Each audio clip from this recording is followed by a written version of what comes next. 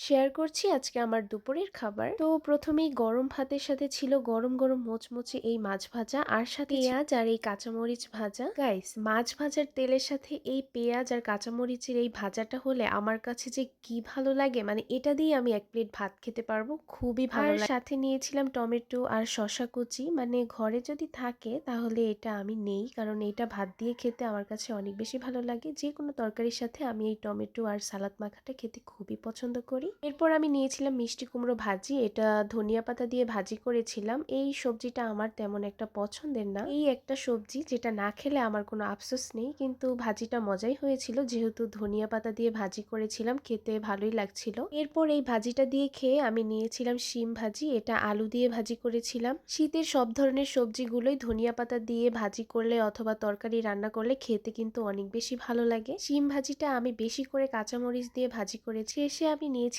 পাতলা ডাল, আর এই পাতলা ডালের সাথে লেবু হলে তো আমার খেতে ভীষণ ভালো লাগে। আলহামদুলিল্লাহ, এটাই ছিল আজকে আমার দুপুরের খাবার।